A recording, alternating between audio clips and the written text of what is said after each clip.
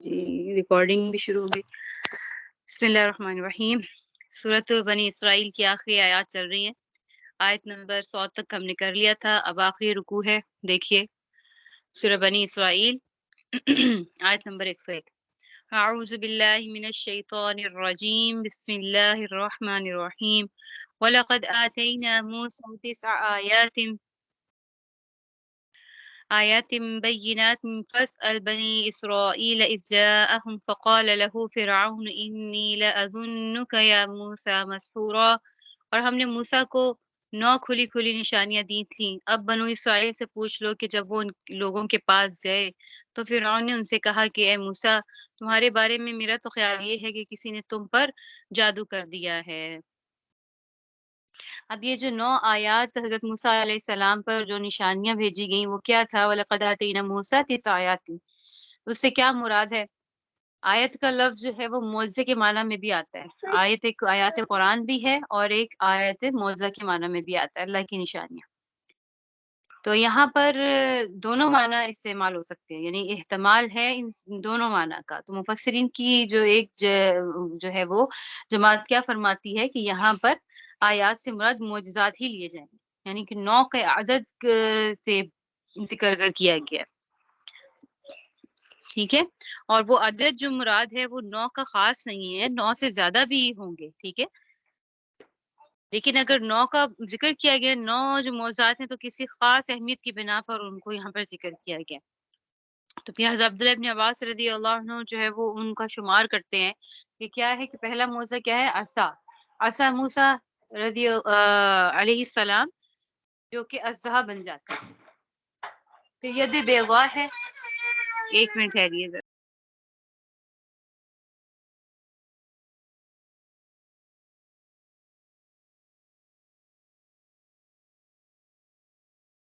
ہاں جی جی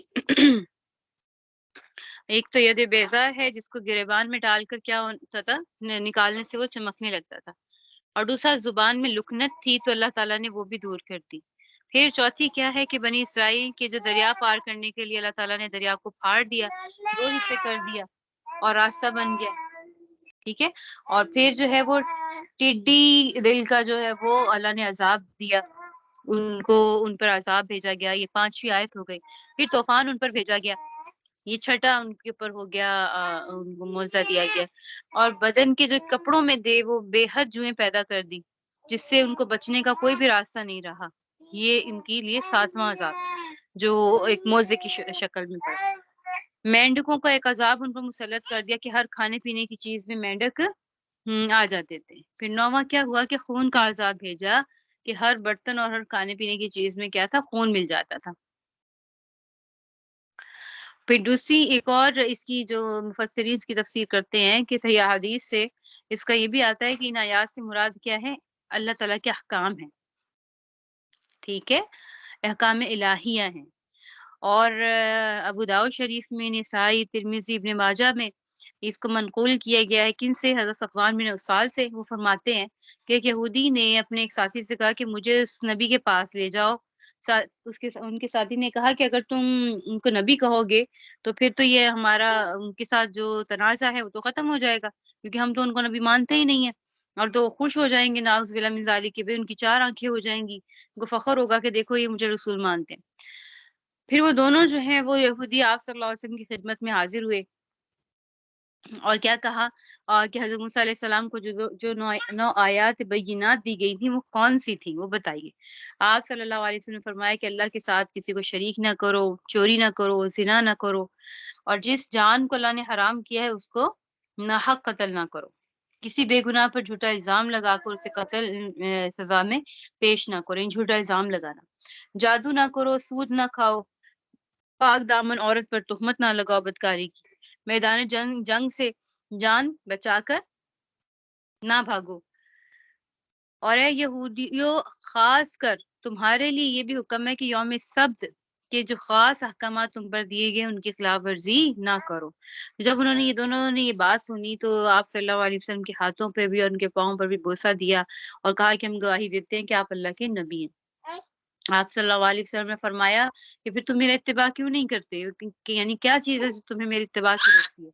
انہوں نے کہا کہ حضرت داؤد علیہ السلام نے اللہ سے دعا کی تھی کہ میری جو ذریت ہے، میری اولاد میں ہمیشہ نبی ہوتے رہیں، اور ہمیں خطرہ اس بات کا ہے کہ ہم اگر آپ کا اتباع کرنے لگیں گے تو یہود ہمیں قتل کر دیں گے۔ تو دیکھیں کتنا عجیب سا انہوں نے جواب دیا، بھونڈا جواب دیا کہ بھئی جس کو اللہ ہدایت دے اسی کو دے سکتا ہے نا، یعنی گواہی بھی دیتی اللہ کے رسول ہے لیکن پھر بھی ہدایت نصیب نہ ہوئی۔ ڈر کیا تھا؟ اپنی قوم کا ڈر تھا۔ اس لیے قوم کے ڈر کی وجہ سے، اپنی برادری کے ڈر کی وجہ سے اللہ کے احکامات کو چھپا دینا، یہاں سے ہمیں بھی پتہ چلتا ہے وہ بھی حرام ہے۔ اللہ کے احکامات پر عمل نہ کرنا وہ بھی حرام ہے۔ قوم کے ڈر سے، اپنی جو برادری ہے اس کے خوف سے آپ شریعت کے کسی حکم کو توڑ دیں تو وہ بھی ناجائز ہے، جو حکم جو لازم و فرض میں شامل ہو رہا ہو، داخل ہو رہا ہو۔ ٹھیک ہے، چلیں جی آگے دیکھیں۔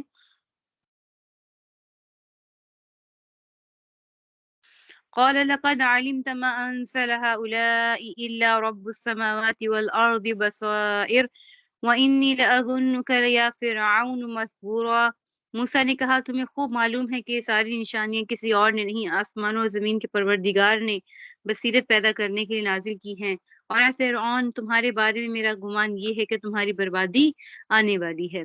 فأراد أن يستفزهم من الأرض فأغرقناه ومن معه جميعا۔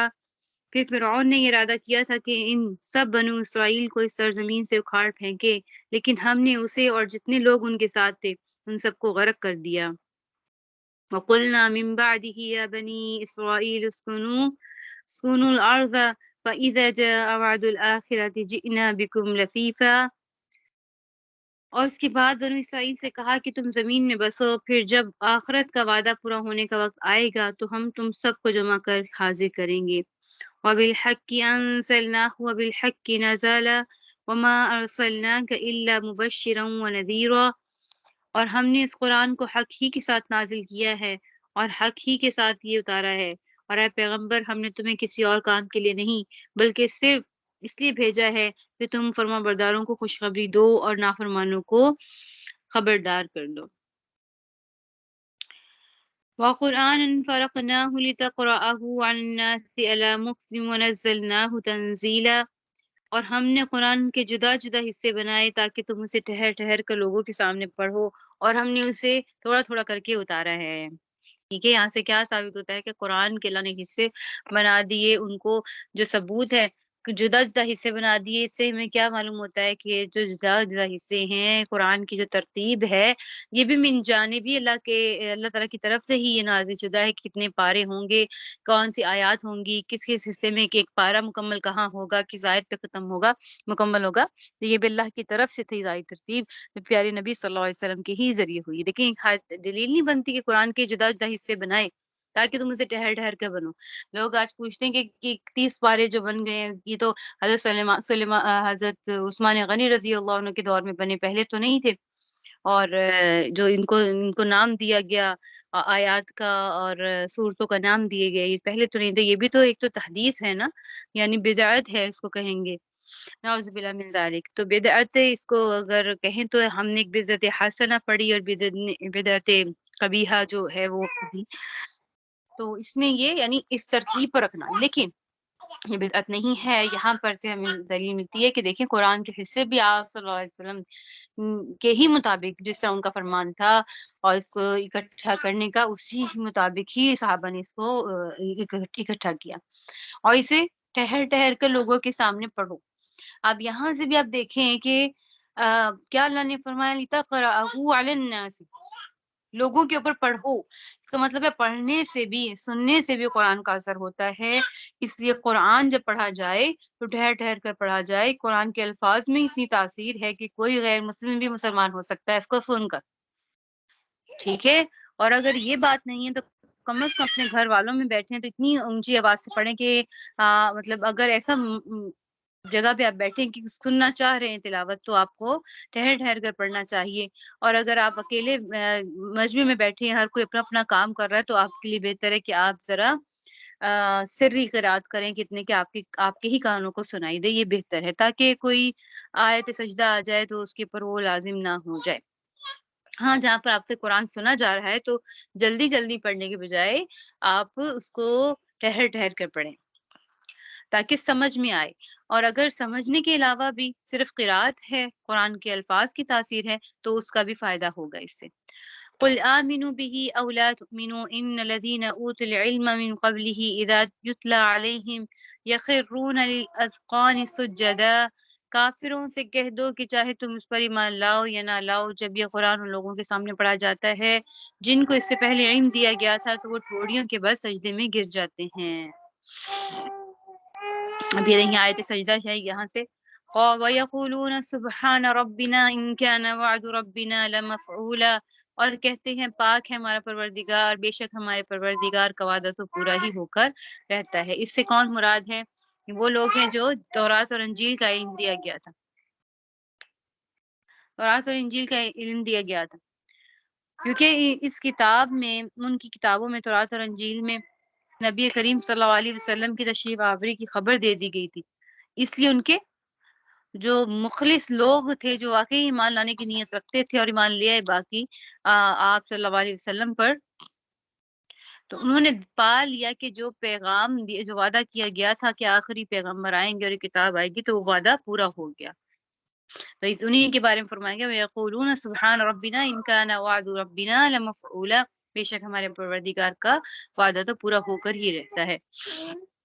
وَيَخِرُّونَ لِلْأَذْقَانِ يَبْكُونَ وَيَزِيدُهُمْ خُشُوعًا، اور روتے ہوئے ٹھوڑیوں کے بل گر جاتے ہیں، اور یہ قرآن ان کے دلوں کی عاجزی کو اور بڑھا دیتا ہے۔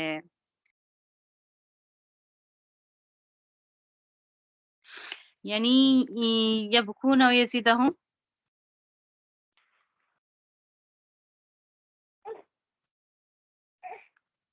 خشوعا، ان کی عاجزی کو بڑھا دیتا ہے۔ اب قرآن کی تلاوت کے وقت رونا جو ہے وہ کیا ہے؟ مستحب ہے۔ آپ تلاوت کر رہے ہیں، اس کا آپ کو معنی سمجھ میں آ رہا ہے، تو اس وقت رونا جو وہ کیا ہے، وہ مستحب ہے۔ ایک منٹ ہے یہ ذرا۔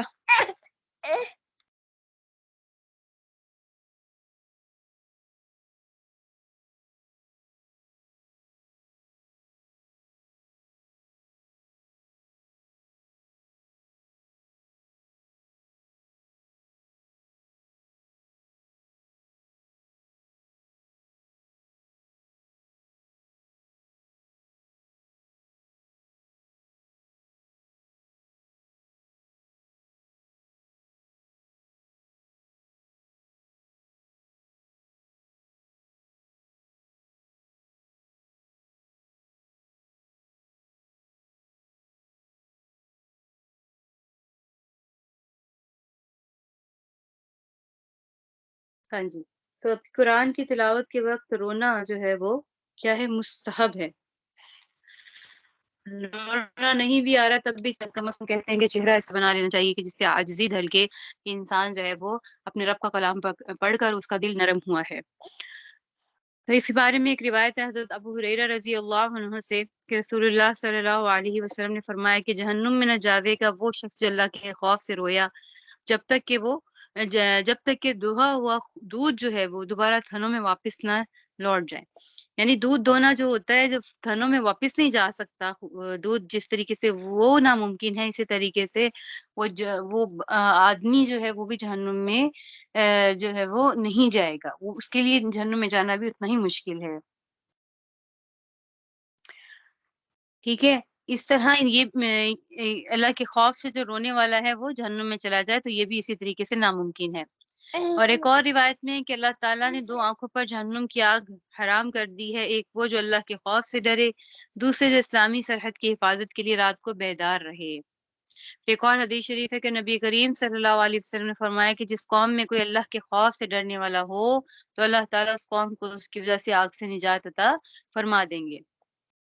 دیکھ لیں، اس پوری قوم میں بھی کوئی اللہ کے خوف سے ڈرنے والا ہو، تو اللہ تعالیٰ اس قوم کی پوری قوم کو اس کی وجہ سے آگ سے نجات دے۔ کتنی بڑی فضیلت ہے۔ اب دیکھ لیں، آج جو ہم مسلمانوں پر جو خاص طور پہ ہمارے ملک میں جو چل رہا ہے، کیا کہتے ہیں، ایک مہنگائی کا طوفان، اور غریب غریب سے غریب تر ہوتا جا رہا ہے، اور امیر کو دیکھیں تو ان کے پاس آسائشیں ہی آسائشیں، اور ہمارے ملک کے جو حالات ہیں مالی لحاظ سے وہ کس حد تک جا رہے ہیں۔ ٹھیک ہے، تو اس سے کیا مراد ہے کہ اللہ تعالیٰ سے ڈرنے والے اور اللہ تعالیٰ کے خوف سے رونے والے بہت کم ہوتے جا رہے ہیں. اور انما یخشى اللہ انما یخشى اللہ من علمائی، نعوذ باللہ من ذالک، مجاہد بھول رہی ہے. او کما قال اللہ تعالی، چلے اس کا کیا مطلب ہے کہ اللہ سے سب سے زیادہ ڈرنے والے کون ہیں؟ علماء، علم رکھنے والے ہی اللہ سے سب سے زیادہ ڈرتے ہیں، ان میں عاجزی ہوتی ہے. تو جو حالات ہیں اس پہ تو ہم سب کو رونا چاہیے کہ دیکھیں ایک روٹی کی بحث ہو رہی ہے آج کل کی، روٹی اتنی مہنگی ہو گئی اور رزق چھینا جا رہا ہے، رزق کم ہوتا جا رہا ہے، یہ ہمارے شامت اعمال کی وجہ سے. ٹھیک ہے، تو یہ جو سربراہ ہے، حکمران ہے، وہ بھی قوم کے اندر سے ہوں گے نا. قوم کے سب سے ہی جو کہتے ہیں سب سے برے لوگ قوم کے سردار بنیں گے. اب میں یہ تو نہیں کہتی نعوذ باللہ من ذالک کہ یہ برے ہیں، یہ ہم اس چیز کی بحث میں نہیں جاتے، لیکن ہمیں اپنے آپ کو دیکھنا ہے کہ ہمارے اپنے اعمال کیا ہے انفرادی طور پر. تو قوم کا سربراہ بھی تو اسی میں سے بنے گا نا. جب اگر ہم میں ایک انفرادی طور پر خیانت ہے، جھوٹ ہے، اور اگر ہم سوچیں تو مطلب ہم لحاظ نہیں کرتے، بے حسی ہے، تو ہمارا جو سربراہ ہے وہ بھی ہم یہ قوم کے اندر سے نکل کے ہمارا سربراہ بنے گا نا. کہ تو یہی چیز دیکھی جائے گی. اسی لیے اللہ سے اپنے اعمال پر ہمیں سب سے پہلے استغفار کرنا چاہیے، اور اپنی کمی کوتاہی کو اللہ کے آگے رکھنا چاہیے، رونا گڑ گڑانا چاہیے کہ اللہ پاک کرم فرما دیں اور ہمارے ملک کے حالات بہتر کر دیں، اور جو ہے وہ آسانیاں دے دیں، اور یہ مہنگائی کا جو طوفان ہے جو عذاب بن کے ٹوٹ رہا ہے امت کے اوپر، وہ جو ہے وہ ختم ہو جائے. ٹھیک ہے، تو یہاں پر کیا ہے کہ علماء کیونکہ دین کا علم ہے، اور اگر دین کا علم ہے اور اس حد تک علم ہے تو پھر اب ان کے وہ اللہ کے حرام و حلال کو جانتا ہے، ہر اس واجب و فرض اور نوافل ہر چیز کو جانتا ہے، تو پھر بھی وہ اللہ سے غم نہ ڈرے تو پھر تو کیا ہے اس کا علم بھی اس کے علم میں شک ہے. یہی کہتے ہیں وہ ينبغي ان يكون ذلك حال العلماء، تو علماء کا، علماء دین کا یہی حال ہونا چاہیے کہ اللہ تعالیٰ کے خوف سے ڈریں اور روئیں. پھر ایک مقولہ ہے کہ جس شخص کو صرف ایسا علم ملا ہو جو اس کو رلاتا نہیں، تو سمجھ لو کہ اس کو علم نافع نہیں ملا، بس آئی چلائی ہے وہ علم، جو علم اس کو رلاتا نہیں. رلانے سے کیا مراد ہے کہ وہ عاجزی نہیں دلا رہا، وہ اپنے اعمال کو دیکھ نہیں رہا کہ میں کیا کر رہا ہوں. میں صرف اس لیے پڑھا ہے کہ میں بڑے بڑے فتوے دے دوں، یا میں بڑی پیاری سے ایک واعظ و نصیحت والی بات کر دوں، میں تبلیغ کر دوں، میں نے اس لیے دین پڑھا ہے. تو پھر وہ دین کا معذرت چاہتی ہوں وہ فائدہ ویسے نہیں ہے. ہاں کسی دوسرے کو تو فائدہ ہوگا، اس کا تو ثواب ملے گا، لیکن جو اپنے اندر جو بات آنی تھی عاجزی کی، اللہ سے ڈر کی، خوف کی، تو وہ کیفیت نہیں آئی، تو وہ علم نافع نہیں ہے، جو علم جس سے نفع حاصل ہو سکے. قل ادعوا الله أو ادعوا الرحمن أياما تدعوا فله الأسماء الحسنى ولا تجهر بصلاتك ولا تخافت بها وابتغي بين ذلك سبيلا وقل الحمد لله الذي لم يتخذ ولدا ولم يكن له شريك في الملك ولم يكن له ولي من الذل وكبره تكبيرا. اور کہو کہ تمام تعریفیں اللہ کی ہیں جس نے نہ کوئی بیٹا بنایا، نہ اس کی سلطنت میں کوئی شریک ہے، اور نہ اسے عاجزی سے بچانے کے لیے کوئی حمایتی درکار ہے، اور اس کی ایک ایسی بڑائی بیان کرو جیسی بڑائی بیان کرنے کا اسے حق حاصل ہے. جی، قل ادعوا اللہ او ادعوا الرحمن. اب آپ نے دیکھا ہوگا سبحان الذی اسری بعبدہ، سورت شروع بھی یہاں سے ہوئی تھی اللہ کی پاکی بیان کرتے ہوئے، اور سورت کا اختتام بھی کیا ہے؟ اللہ تعالیٰ کی توحید کا بیان ہے، انہی پر ختم کیا جا رہا ہے. تو اس آیت کی شان نزول کے طور پر کچھ واقعات ذکر کیے گئے ہیں کہ پہلا کیا ہے کہ حضرت نبی کریم صلی اللہ علیہ وسلم ایک روز دعا میں یا اللہ یا رحمان پکار کر دعا فرما رہے تھے. تو مشرکین نے کہا کہ یہ تو دو خداؤں کو پکارتے ہیں، یعنی ایک اللہ بھی پکارتے ہیں اور رحمان بھی پکارتے ہیں، تو ہمیں تو وہ ایک اللہ کے سوا کسی اور کو پکارنے سے منع کرتے ہیں اور خود دو معبودوں کو پکارتے ہیں. تو اس کے جواب میں آتا ہے کیا ہے؟ قُلِ ادْعُوا اللَّهَ أَوِ ادْعُوا الرَّحْمَٰنَ أَيَّامًا تَدْعُوا فَلَهُ الْأَسْمَاءُ الْحُسْنَىٰ. کہہ دو کہ پکارو اللہ کو اللہ کہہ کر یا رحمان کہہ کر، جو بھی پکارو گے سب اچھے اچھے نام اللہ کے ہیں. ٹھیک ہے، کسی نام سے بھی پکارو وہ ایک ہی ذات ہے، اور یہ تمہارا وہم غلط ہے. ایک یہ واقعہ ذکر کیا گیا، اور دوسرا کیا ہے کہ جب مکہ مکرمہ میں نبی کریم صلی اللہ علیہ وسلم نماز میں بلند آواز سے تلاوت قرآن کرتے تو مشرکین تمسخر کرتے، استہزاء کرتے، اور نعوذ باللہ من ذالک قرآن کے بارے میں، حضرت جبرائیل علیہ السلام کے بارے میں اور خود اللہ تعالیٰ کی شان میں گستاخی کرتے. تو اس کے جواب میں پھر اس آیت کی جو اس میں ہے کہ ولا تجہر بالصلاۃ ولا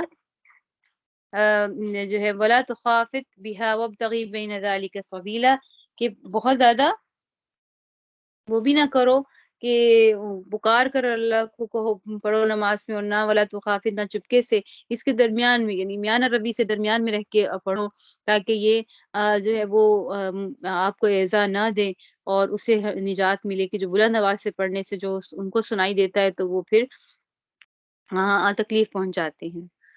تیسرا اس میں کیا واقعہ ذکر کیا گیا ہے کہ یہود و نصارہ جو تھے وہ اللہ تعالیٰ کی اولاد قرار دیتے تھے، اور عرب کیا کرتے تھے، بتوں کو اللہ کا شریک کہتے تھے، اور صابی اور مجوسی کیا کہتے تھے کہ اللہ تعالیٰ کے مخصوص کچھ مقرب ہونے چاہیے، اگر وہ نہیں ہوں گے تو ان کی پھر اللہ کی قدر و عزت میں کمی آ جائے گی، نعوذ باللہ من ذالک. تو ان تینوں فرقوں کے جواب میں اللہ تعالیٰ نے یہ آخری آیت نازل فرمائی جس میں ان تینوں چیزوں کی نفی ہو گئی ہے. ٹھیک ہے، تو یہاں پر یہ ذکر کیا گیا. اب یہاں پر نماز کے اندر جو تلاوت کرنے کا جو ادب ذکر کیا گیا اس میں کیا ہے کہ بہت بلند آواز سے نہ ہو، نہ بہت آہستہ آواز سے ہو. ٹھیک ہے، اور اتنی آہستہ آواز سے بھی نہ ہو کہ جس کو مقتدی نہیں سن سکتے. اور یہ حکم کس میں ہے؟ جہری نمازوں کے ساتھ مخصوص ہے کہ ظہر اور عصر کی نمازوں میں تو بالکل اخفا ہونا ہے. ٹھیک ہے، سنت متواترہ سے ثابت ہے کہ ظہر اور عصر میں اخفا ہوگا، باقی جہری نماز جیسے مغرب، عشاء اور فجر میں کہ فرض ہیں ان میں کیا ہوگا؟ تھوڑی اونچی آواز سے. اور نماز تہجد میں بھی دیکھیں کہ اس میں بھی ایک اس لحاظ سے بھی ایک واقعہ ذکر کیا گیا ہے کہ ایک دفعہ نبی کریم صلی اللہ علیہ وسلم نے تہجد کے وقت میں حضرت صدیق اور حضرت عمر رضی اللہ عنہما کو کے پاس سے گزرے تہجد کے وقت میں. تو حضرت ابوبکر صدیق جو ہے وہ تلاوت آہستہ آواز میں کر رہے تھے، اور حضرت عمر فاروق رضی اللہ عنہ وہ خوب بلند آواز سے تلاوت کر رہے تھے. تو رسول اللہ صلی اللہ علیہ وسلم نے حضرت صدیق سے فرمایا کہ آپ ایسا آہستہ کیوں پڑھتے ہیں؟ تو حضرت ابوبکر صدیق رضی اللہ عنہ نے عرض کیا کہ مجھے جس کو سنانا تھا اس کو سنا دیا، کہ اللہ تعالیٰ سے تو ہر جو چھپی چیز ہے وہ اللہ پہ واضح ہے، تو مجھے تو اللہ کو ہی سنانا تھا اور اسے سن لیا. تو ان کو آپ صلی اللہ علیہ وسلم نے فرمایا کہ کسی قدر جہر سے پڑھا کرو، یعنی تھوڑا سا اونچا پڑھا کرو. حضرت عمر بن خطاب سے پوچھا، انہوں نے کہا کہ میں اپنے نیند کو اور شیطان کو اپنے سے دفع کرنے کے لیے میں بلند آواز سے پڑھتا ہوں. تو ان کو حکم دیا کہ کچھ آواز کو پست رکھا کرو. ٹھیک ہے، اب عورتوں کے لیے کیا حکم ہے؟ جی جاگ کے سن رہے ہیں نا؟ بتائیے فریحہ، آپ موجود ہیں، اور اہلیہ نعمان، جی جا جی بتائیے عورتوں کے لیے کیا حکم ہے؟ جی جی جاگ رہے ہیں، کیا سوال جاگ کے صحیح، سن رہے ہیں، لیکن اتنا سکون لگتا ہے سن کے کہ نیند آنے شروع ہو جاتی ہے. کر لیں یہ پتہ ہی ہے اللہ تعالیٰ سکینہ کی طرف سے سبحان نازل ہوتی ہے، اس کو جی جی سکینہ واقعی کہتے ہیں. میں کرام کہتے ہیں کہ قرآن کا بات ہو رہی ہو یا پھر قرآن کا درس ہو رہا ہو یا حدیث، اس طرح کے جو نیند آ رہی ہوتی ہے نا وہ بھی عبادت میں شامل ہے. لیکن آپ نے جی سو نہیں بس. جانا کہ آپ یہ مزہ لے رہے ہیں عبادت کا. تو وہ صدف دورہ قرآن کرواتی ہیں نا، تو ان کی ہم یہی کہتے ہیں، بس اسے لگتا ہے سلوریاں دے رہی ہیں، نیند آنے شروع ہو جاتی ہے. تو آپ نے وہ بک کہا تھا کہ میں بھیجوں گی، مومن کا ہتھیار، آپ شاید بھول گئے. میں انشاءاللہ تعالی اس پہ نہیں، میں آپ کے مختصر القدوری میں گروپ میں آپ شامل ہیں، ہاں جی جی اس کو میں بھیج دیتی ہوں. ٹھیک ہے، میں آپ لوگ کو ٹھیک بھیج ہے، دیتی ہوں اس کا وہ نا، آپ لوگ ٹھیک ہے، لنک جزاک بھیج اللہ. کے آپ اسے ڈاؤن لوڈ کر لے گا اینڈرائڈ سے، ٹھیک. جو بھی ایپ ہے آپ کے پاس. اچھا، دوسری بات میں نے ابھی کیا پوچھا ہے کہ عورتوں خواتین کے کے لیے لیے کیا میں اگر آپ تلاوت کر رہی ہیں قرآن میں اور آپ ماشاءاللہ پڑھنے کا شوق ہو رہا ہے، خشوع و خضوع کر رہا ہے کہ میں قرات کروں، تھوڑی سی تلاوت کروں، تو آپ کے لیے تجہر بھی صلاتی کا ہے اور تخافت ہے. چھپی بھی، اور خواتین کے لیے تو فریہ صحیح جواب دے سکتے ہیں. نہیں، آپ آپ کیوں نہیں دے دے رہی ہیں صحیح جواب. سکتے؟ آپ کیوں نہیں دے سکتے؟ آپ بھی دینا بھائی. میرا خیال ہے خواتین کے لیے تو چھپی ہوئی ہی ہونی چاہیے کہ تیز آواز میں ہاں نہیں. ٹھیک ہے، اور فریہ آپ بتائیے. نہیں آواز بالکل اس کو سائلنٹ ہونی چاہیے، مطلب آواز ہلکی ہونی چاہیے، اس لیے کہ عورت کی آواز بھی پھر زینت میں پردے میں آ جاتی ہے۔ ہاں جی، ہونٹ ہل رہے ہوں بس آپ کو اتنا ہو توجہ ہو، ٹھیک ہے؟ اصل یہی ہے کہ عورت کے ہونٹ ہل رہے ہوں اور اس کے اپنے کانوں تک آواز جائے، ٹھیک ہے، ہلکی سی۔ اگر آپ کسی ایسی جگہ پر ہیں جہاں پہ آپ بالکل سکون میں، یعنی ایک اسٹور ہے بنا ہوا ہے یا پھر ایک چھوٹا سا جہاں پہ آپ کو کسی کی آواز نہیں آ رہی اور آپ کہہ رہے ہیں کہ میں اپنے رب کے ساتھ بس اکیلے ہونا چاہتی ہوں، نماز بڑے مزے سے پڑھنا چاہتی ہوں اور ایسے کہ اللہ مجھے دیکھ رہی ہیں، میں اللہ کو دیکھ رہی ہوں، ایسی ہماری وہ احسان کی کیفیت پیدا ہو جائے، تو اس میں پھر ہے کہ آپ تھوڑی سی اونچی آواز سے قرات کر لیجئے تاکہ آپ کو وہ جو ہے نا کیفیت حاصل ہو جائے، تجہر کی کہ ہلکی آواز میں تھوڑا اونچا ہو جائے، توجہ کرنے کے لیے اپنی نماز میں، ٹھیک ہے؟ نماز معلومہ کو مزید اچھا جی، لیکن آپ اکیلے اسی ہوں بہتر۔ سوال ہے کہ کبھی جو ہے میں نے اپنا آپ کا نوٹ کیا ہے، میں جب بہت بالکل جیسے صرف اگر ہونٹ ہلا کے نماز پڑھی ہوتی ہوں تو کنسنٹریشن نہیں میرا ہوتا، تھوڑا سا، لیکن مطلب ہلکی ہی کرتی ہوں، لیکن اتنی زور سے کہ تھوڑی میری آواز میرے کانوں تک تھوڑے سے پہنچے، تھوڑے زیادہ، تو اس سے کنسنٹریشن بہتر ہوتا ہے، مطلب خشوع بہتر ہوتا ہے نماز میں، ورنہ پھر میرا ٹھیک ہے، دھیان بہت ادھر ادھر سے۔ بالکل ٹھیک کہہ رہی ہیں آپ، ٹھیک ہے ماشاء اللہ اتنا، لیکن آپ اگر یہ دیکھیں اگر مجمع ہے اور وہاں پہ نماز پڑھ رہی ہیں تو پھر آپ بہتر ہے کہ آپ اپنی نماز ویسے ہی ذرا آہستہ آواز میں کریں، ٹھیک ہے؟ اور لیکن اکیلے ہیں بہتر، اکیلے ہیں، گھر والے اپنے کام میں لگے ہیں، تھوڑا سائڈ پہ ہو کے آپ اتنا پڑھ لیں کہ ان کی وہ مجھے ڈسٹرب نہ کریں، اور ان کے فرض کریں چھوٹے بچے ان کے پاس پڑھنا بھی ضروری ہے نا کہ کہیں وہ کچھ اور کام نہ کر دیں، اور دھیان بھی رکھنا ہے اگر آپ گھر میں اکیلی ہیں، بچے چھوٹے ہیں کہ تو پھر آپ تھوڑا سا اونچی آواز میں کنسنٹریشن کے لیے پڑھ رہے ہیں تو پھر ٹھیک ہے آپ تھوڑا سا، لیکن نہ محرم تک آواز نہ جائے، اور اس چیز کا بھی خیال رکھیں کہ دیور جیٹ بھی تو ہوتے ہیں نا، جوائنٹ فیملی سسٹم بھی تو ہوتا ہے، تو اس میں بھی خیال رکھنے کا۔ جی ٹھیک ہے، آگے دیکھیں جی، تو یہاں پر اب یہاں پہ کیا فرما دیا کہ نماز کے اندر بہتر یہ ہے کہ ہم اخفا کریں، عورتوں کے لیے زیادہ بہتر، یعنی اعلیٰ درجہ یہ ہے۔ حضرت انس رضی اللہ عنہ فرماتے ہیں کہ بنی عبد المطلب میں جب کوئی بچہ زبان کھولنے کے قابل ہو جاتا تو اس کو یہ آیت پڑھ کر سکھا دیتے تھے، یعنی فرض کریں اب بچہ بولنے لگ گیا نا، اچھا وَقُلِ الْحَمْدُ لِلَّهِ الَّذِي لَمْ يَتَّخِذْ وَلَدًا وَلَمْ يَكُنْ لَهُ شَرِيكٌ فِي الْمُلْكِ وَلَمْ يَكُنْ لَهُ وَلِيٌّ مِنَ الذُّلِّ وَكَبِّرْهُ تَكْبِيرًا، یہ پڑھ کے یہ سکھا دیا کرتے تو ہم بھی نیت کریں، آج ہم نے جانا ہے اس بات کو، چلیں کہ جب وہ بولنے لگ جائے تو ہم بھی یہ آیت اس کو سکھا دیں۔ اور پھر ایک اور روایت ہے حضرت ابو ہریرہ رضی اللہ عنہ سے کہ ایک روز میں رسول اللہ صلی اللہ علیہ وسلم کے ساتھ باہر نکلا، اس طرح کہ میرا ہاتھ آپ کے ہاتھ میں تھا۔ یہ جب میں نے بات پڑھی تو میرا اتنا ایک دم ہوا نا کہ دیکھیں پیارے نبی صلی اللہ علیہ وسلم کا انداز کیا ہے کہ صحابہ نے وہ بھی محفوظ کیا، اس کو فخر سے بیان کرتے ہیں کہ میرا ہاتھ ان کے ہاتھ میں تھا، ٹھیک ہے؟ تو یعنی کہتے ہیں نا پوری کائنات کے جو سردار ہیں ان کا ہاتھ کن کے ہاتھ میں تھا؟ وہ ابو ہریرہ جو فرماتے تھے کہ کبھی مجھے بھوک سے غشی آ جاتی تھی، اصحاب صفہ میں سے تھے نا، اور اتنا پیٹ خالی ہوتا تھا کہ میں کچھ کھایا پیا نہیں ہوتا تھا اور میں مسجد کے دروازے پہ پڑا ہوا ہوتا تھا، یعنی کوئی ایسے مجھے ہاتھ پاؤں کے ایسے ٹھوکر لگا کے بھی کوئی مجھے جگا دیتا تھا، یہ حالت کی کیفیت ہوتی تھی۔ تو پیارے نبی صلی اللہ علیہ وسلم کا محبت کا انداز دیکھیں گے، میرا ہاتھ ان کے ہاتھ میں تھا اور ہم جا رہے تھے، کیا دیکھیں تصور تو کریں اس چیز کو۔ کیا آپ کا گزر ایک ایسے شخص پر ہوا جو بہت شکستہ حال اور پریشان تھا؟ آپ نے پوچھا کہ تمہارا یہ حال کیسے ہو گیا؟ اس شخص نے عرض کیا کہ بیماری اور تنگ دستی نے حال کر دیا۔ اچھا یہاں پر میں دیکھیں حدیث کا جب آپ سبق پڑھیں گے نا، اس میں انشاءاللہ آپ کو اس چیز پر لے کر آؤں گی کہ ہر لفظ کے اندر کچھ نہ کچھ معنی ہے، ضروری نہیں کہ ہم نے ہر حدیث میں معنی نکال کے رہنا ہے، جہاں سے آپ نکال سکتے ہیں تدبر کر سکتے ہیں وہاں پر کریں۔ اس لحاظ سے دیکھیں کہ بیماری تنگ دستی کا نے یہ حال کر دیا۔ ہمارے ہاں یہ کیا ہوتا ہے، علماء کرام سب سے پہلے پوائنٹ آؤٹ کیا کرتے ہیں، اس پر تنقید کرتے ہیں، اس شخص نے کیا عرض کیا گیا، بیماری اور تنگ دستی نے میرا یہ حال کر دیا، اسے اپنی جو تھی کمزوری وہ بتا دی۔ آپ صلی اللہ علیہ وسلم نے اس کو یہ نہیں کہا، حالانکہ اصولاً تو یہی بات ہے نا، ہم عام طور پر لوگ کہیں گے بھئی تم کماتے کیوں نہیں ہو، تم محنت تو کرو، ہم کریدنے لگ جاتے ہیں اس بندے کو، وہ شرمندہ ہو جاتا ہے، ٹھیک ہے؟ آپ صلی اللہ علیہ وسلم نے ڈائریکٹ کیا فرمایا کہ تم یہ کلمات کہا کرو، توکلت علی الحی الذی لا یموت الحمد للہ الذی لم یتخذ ولدا، ٹھیک ہے؟ تو اس کے بعد کچھ عرصے کے بعد آپ صلی اللہ علیہ وسلم اس کے پاس تشریف لے گئے تو اس کو اچھے حال میں دیکھا، تو آپ صلی اللہ علیہ وسلم نے خوشی کا اظہار کیا. اس نے عرض کیا کہ جب سے آپ نے مجھے کلمات دیے ہیں میں پابندی سے ان کو پڑھتا ہوں. تو ظاہر ہے وہ کوئی کام بھی کرتے ہوں گے، تنگ دستی ہے، کوئی کام بھی کرتے ہوں، لیکن تنگ دستی ہو گئی بھی، ہاتھ تنگ ہے. ہمارے ہاں یہ ہوتا ہے کہ ہم سب سے پہلے اس پہ نصیحتیں کریں. اس کو پتہ ہے بھی سارا اس کے کیسے حالات چل رہے ہیں، وہ ذرا جو ہے کفایشاری سے چل رہا ہے، پھر بھی اس کا پورا نہیں ہو رہا، بھائی وہ کیا کرے. اور ہمارے ہاں سب سے پہلے ہم نصیحتیں کرنے لگ جاتے ہیں، بھی ایسے کرو تم ایسے کرو. آپ صلی اللہ علیہ وسلم نے بس ایک دعا بتائی، انہوں نے دعا کی پابندی کی اور ان کے حالات بہتر ہو گئے.